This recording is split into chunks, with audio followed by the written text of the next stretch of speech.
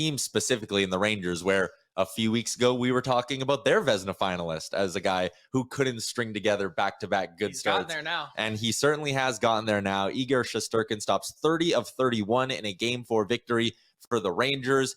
Adam Fox, big goal. Mika Zibanejad, big goal. Andrew Kopp, one of their big deadline ads, comes through with a goal as well. A couple of assists early in that hockey game.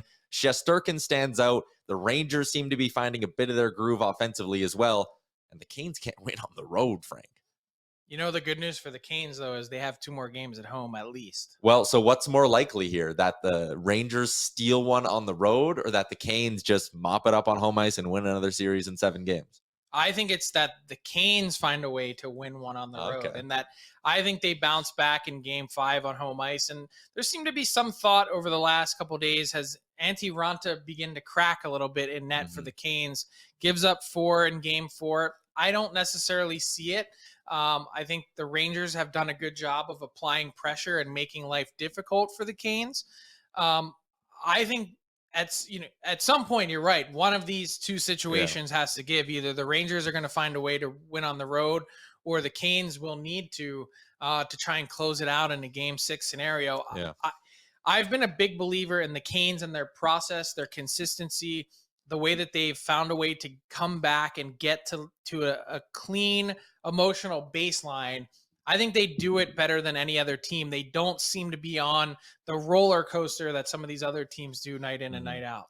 One guy in particular who could really step up if the Canes are going to find a way to steal one on the road, maybe in Game 6, I'm looking at Sebastian Aho. This is a guy who has 8 points in 6 home games so far in the playoffs, 1 point in 5 road games so far in these playoffs on the road. Like that, you need a little bit more from your stars. Like we just talked about Edmonton getting someone like Nugent Hopkins stepping up. Okay, the Canes had someone like that in Domi in round 1, stepping up in a big Game 7 for them, kind of coming out of nowhere. Right now, I'm looking at the Canes' big guns, and I'm going, those guys need to get rolling. Like 4 points in 4 games this series.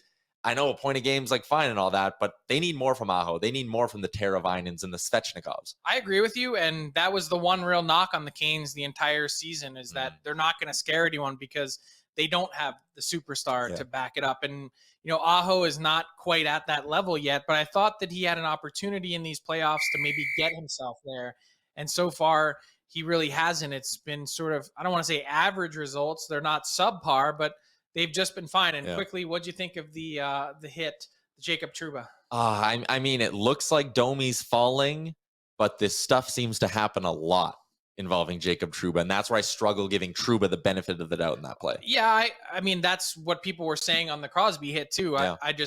Domi was falling. It's a fact. Okay. And this is not something I'm told the Department of Player Safety is going to be looking at. Another freak play, but everyone wants to. That's the theme of these playoffs, Tyler, isn't it? Hey, this person's reputation seems to be preceding them, whether it's Nazem Kadri, Jacob Trouba, go down the list.